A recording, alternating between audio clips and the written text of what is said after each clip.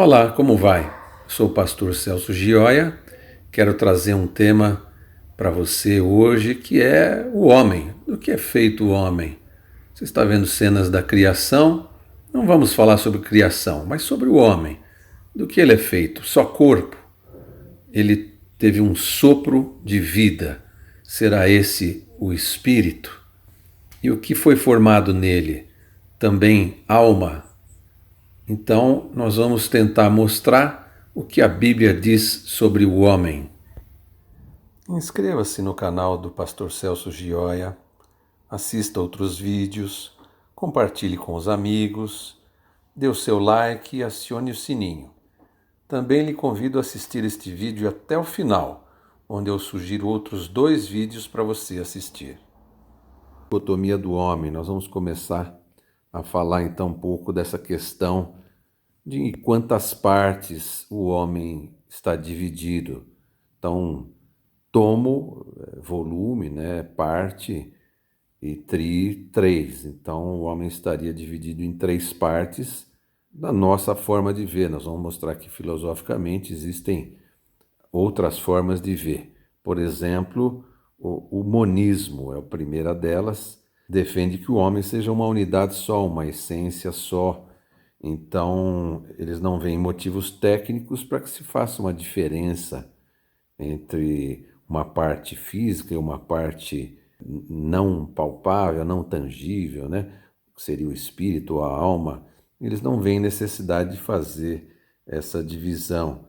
A gente cita aí na apostila alguns adeptos, né, do monismo, Skinner, mas o monismo não consegue estabelecer uma lógica suficiente entre os seus próprios defensores, né? É algo reducionista, né? O homem é uma coisa só e acabou. Não tem consistência esse tipo de argumento, né? E todos os argumentos, mesmo entre eles mesmos, os monistas, eles divergem, né? Então, não é uma teoria que tenha alguma consistência, mas é importante saber que existe, né? Alguns têm essa tese, então toda vez que você vai tentar trabalhar de uma forma mais complexa o homem, vai encontrar resistência desses monistas aí que dizem, o homem é uma coisa só, é uma coisa simples e tal, que nós, até pela experiência, percebemos que não é, né? O homem é um ser complexo, né? Os próprios cientistas não sabem definir detalhes sobre a estrutura cerebral, pois o estudo detido de toda a massa cerebral jamais conseguiu explicar o funcionamento do cérebro. Então, é quase que incontestável que ele tem uma parte não física, que não é explicável através da ciência pura, né? Então, a gente vê aí grandes furos nessa questão do monismo, né? E então é bom para a gente entender, há filósofos que são monistas, mas uma minoria e uma minoria com pouca argumentação, né? Essa tese costuma ser acusada de reducionista, como eu disse, ela reduz o homem a uma coisa tão simples que se torna tosca, né? É algo que não reflete a complexidade do homem e das relações humanas também. Aí nós temos uma segunda corrente, que é o dualismo, é uma corrente mais respeitada. Ela vai sempre, é mais ou menos óbvia, vai sempre identificar no homem uma parte material e uma parte imaterial no homem. Então, o que é definido pelos dualistas é a coexistência dessas duas partes antagônicas dentro do homem. Espírito e corpo, o bem e mal, admitidos por Platão, por exemplo, desde a antiguidade. Então, quer dizer, 400 anos antes de Cristo, Platão já defendia o dualismo, né? Como o homem tendo duas porções. A gente sabe que os gregos sempre foram a favor de que o espírito era a parte nobre, a parte elevada do homem, a carne era uma porcaria, a carne era pecaminosa, a carne era um lixo. Então a tese deles, né, do gnosticismo, era entregar o corpo para o pecado mesmo, já que ele é do pecado, para que a alma fosse salva no último dia, para que a alma então aí fosse entregue para o mundo mais elevado e material. Mas A gente sabe que para nós cristãos não é assim, né? Jesus, ele santificou o corpo, ele curou o corpo, ele transformou algo que era pecaminoso em algo glorificado, transformado, né? Mas era mais ou menos assim que os gregos acreditavam. René Descartes foi o primeiro filósofo a expor a existência de duas diferentes espécies de substâncias: o espiritual, que ele chamou de espírito, e o material, o corpo, né? Sendo que o cérebro seria o responsável por estabelecer a ligação entre essas partes. O cérebro seria o receptáculo da manifestação espiritual. No seu discurso sobre o método, o filósofo explica a existência evidente do seu eu imaterial. Aqui eu acho também que não tem muito o que replicar, né? É bastante evidente a existência de uma parte imaterial no homem. O monismo, ele cai num reducionismo muito ignorante, né, ao negar essa parte. Então vem o Descartes e afirma claramente a existência. E ele diz assim: enquanto que bastaria deixar de pensar, ainda que admitindo como verdadeiro tudo que imaginasse, para não haver razão alguma que me induzisse a acreditar na minha existência. Ora, se eu não pensar, eu não existo, né? Daí aquele raciocínio: penso, logo existo. Concluí de tudo isto que eu era uma substância cuja essência ou natureza reside unicamente em pensar, e que, para que exista, não necessita de lugar algum, nem depende de nada material, de modo que eu, isto é, a alma, pela qual sou o que sou, é totalmente diversa do corpo, e mesmo mais fácil de ser reconhecida do que este. Ele ainda diz: é mais fácil reconhecer no homem a porção imaterial do que a material. E ainda que o corpo não existisse, ela não deixaria de ser tudo o que é. Aí aqui ele já levanta uma tese de que a alma pode existir sem o corpo, ela é tão mais nobre, tão mais elevada, tão mais firme, consistente, que ela pode existir sem o corpo. Nós sabemos que não também, mas é uma forma do René Descartes se referir à parte material do homem e enaltecer essa parte material. No que eu gosto, né? Acho que a gente deve gostar. Tudo aquilo que enaltece o espírito tende a levar o homem às coisas espirituais. E aí eu coloco ali no final, sem querer entrar na seara religiosa, mas buscando o argumento que melhor elucide a tese cartesiana: o lado imaterial do homem continuaria existindo mesmo após o perecimento do corpo, aí sim, corretamente. Esse lado imaterial, ele persiste quando o corpo já partiu, já morreu, já faleceu, né? Então é isso que ele está colocando. Em sequência vem o pluralismo, que seria o entendimento de que o homem é feito de três ou mais partes. Logicamente, a que é mais difundida é a tricotomia, né? O homem teria três partes. Mas então, o pluralismo é aquela corrente que entende que o corpo e o espírito não conseguem duelar entre si sem um anteparo. Ou seja, se você tem de um lado uma tendência carnal, uma tendência física, que se opõe à questão espiritual, àquilo que é intangível, né, que a gente não consegue tocar, eles não conseguem conviver dentro de uma pessoa sem que exista um anteparo, sem que exista um mediador, vamos dizer assim, uma parte central que vai ser o objeto dessa disputa. Então aí é que nós entendemos, né, essa é a tese bíblica, né, segundo o nosso entendimento, porque Paulo, quando ele fala do espírito, alma e corpo, né, ele fala que o espírito milita contra a carne milita contra o espírito. No fundo, ambas querem conquistar o território da alma, porque lá na alma é que está a sede da vontade, está a sede das decisões. Então é como se Deus ficasse disputando com o diabo quem vai prevalecer naquela vida. E nós sabemos que isso tem muito de verdadeiro, né? Então, o pluralismo entende isso.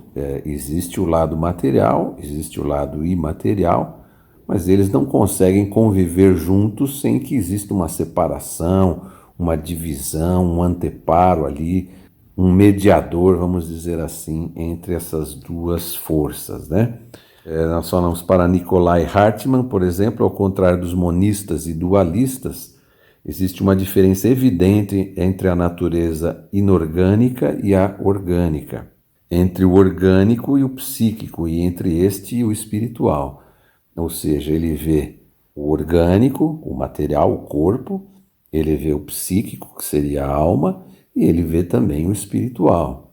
Então, existem filósofos que têm essa visão da tricotomia. A divisão tripartite do homem tem vários adeptos e baseia-se na existência de corpo, alma e espírito, referida pelo apóstolo Paulo de Tarso na primeira carta aos Tessalonicenses, 1 Tessalonicenses 5:23. Há quase 2000 anos, então, veja como a Bíblia foi influenciando a filosofia a ponto de chegar ao pluralismo, porque era mais fácil, mais simples trabalhar no monismo, no dualismo, que seria oriundo da observação do comportamento do homem, que é o que o filósofo mais faz, né?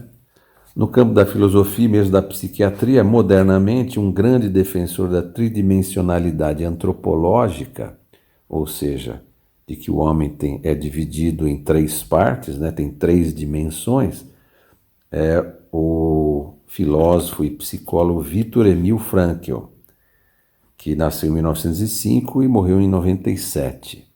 Ele esteve preso em campos de concentração, então ele teve experiências de vida fantásticas e que o levaram a propor novas formas de tratar o homem, e ele tem tido muito sucesso nisso, quer dizer, a logoterapia fundada por ele tem tido muito sucesso nessa área.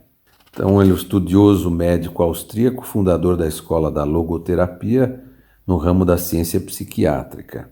Referida à escola, ensina que encontrar o sentido da vida traz vitória contra o vazio existencial. Ele diz que esse vazio é muito negativo para o homem, a gente sabe que é verdade. E uma série de outros males que dele decorrem, desse vazio, dessa falta de propósito, dessa falta de entendimento de qual o motivo de nós estarmos aqui, né? O homem é tricótomo, então eu citei 1 Tessalonicenses 5:23 e tem Gênesis 2:7 também, que fala que Deus formou o corpo do homem, soprou o espírito de vida sobre ele, o sopro de vida sobre ele, e o homem se tornou alma vivente.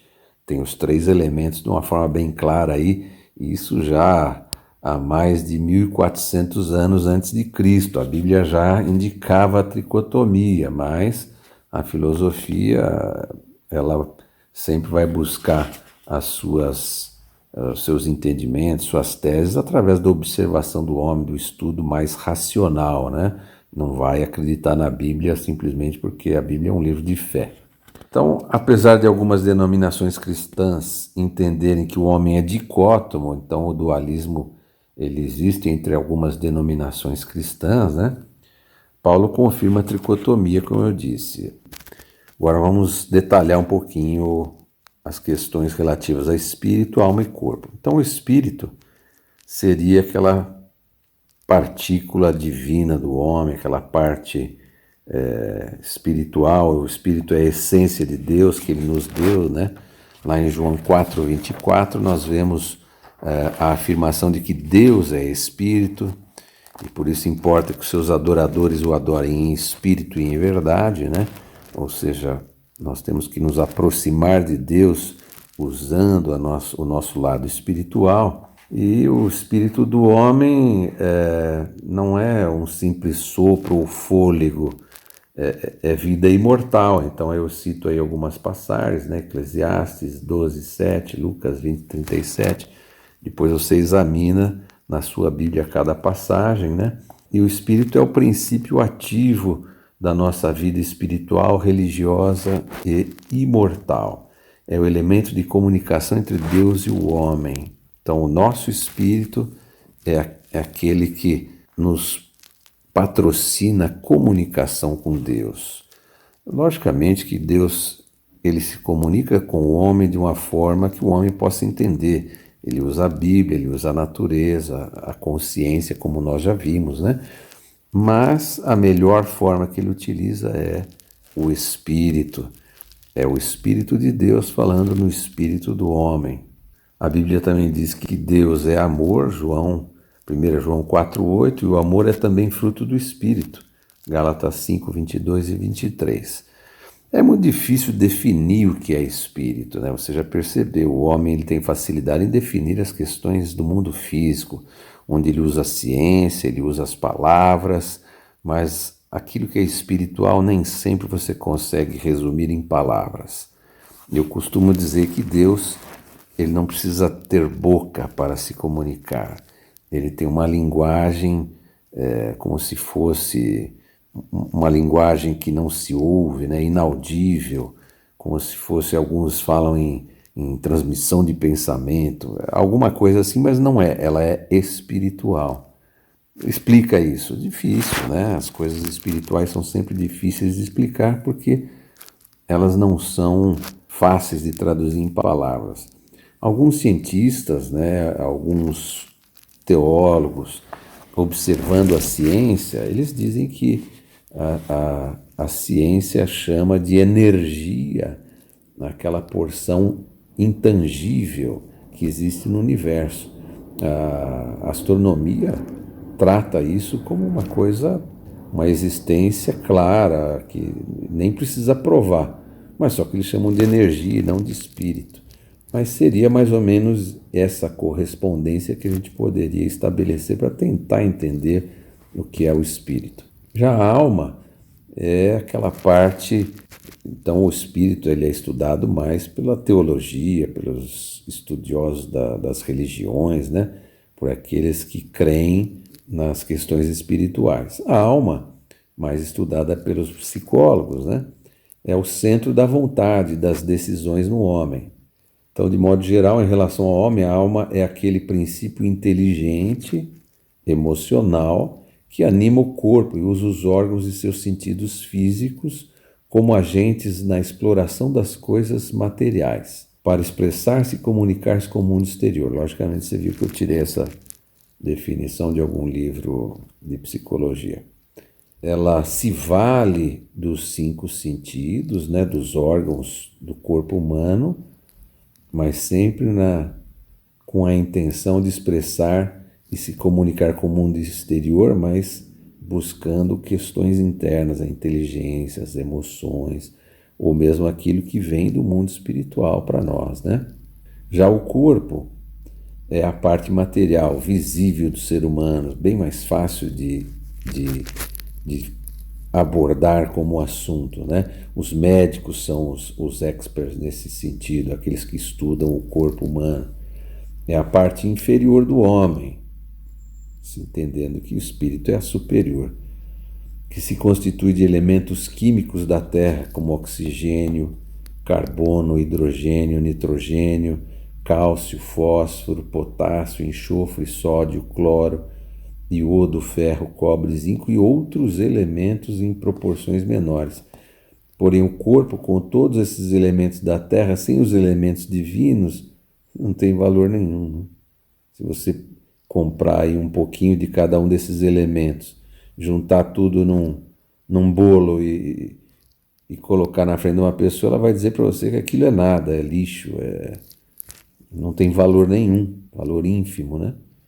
O que anima tudo isso? É o lado emocional, né? Anímico, que é a alma, né?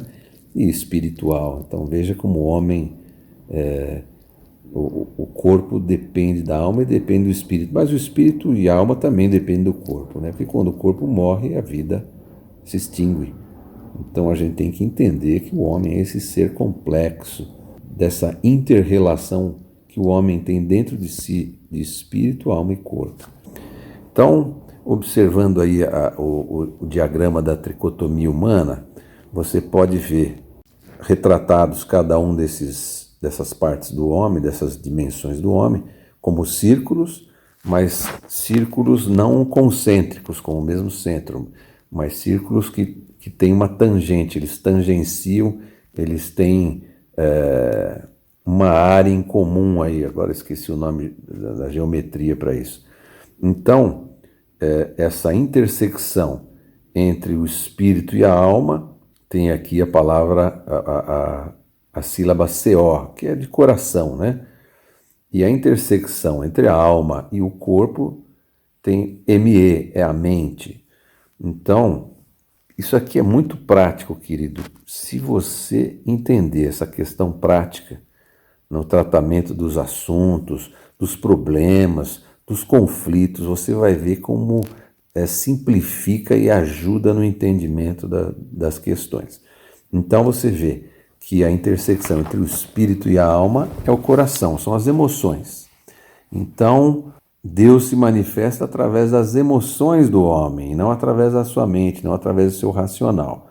Já o corpo se manifesta através do racional. Ambos tentam, então eu coloco aqui do lado do espírito a palavra de Deus, os dons, são coisas que vêm do espírito e entram pelas emoções. E do outro lado, no corpo, tem os músculos, os ossos, a carne, os tecidos, os órgãos. Na verdade, os 5 sentidos são as janelas do corpo. Eles é que se abrem para que o corpo humano receba as informações do mundo exterior.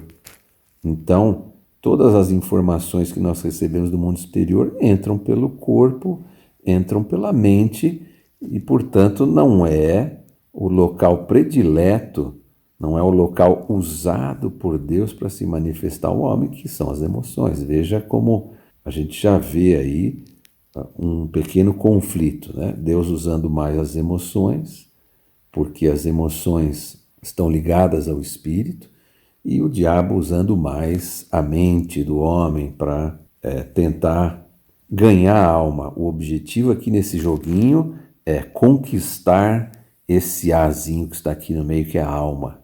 Veja que na alma está a vontade humana e é o centro das decisões também. Logicamente, nós temos várias funções que são exercidas na alma humana, mas aqui estão as duas principais que são interessantes para nós agora.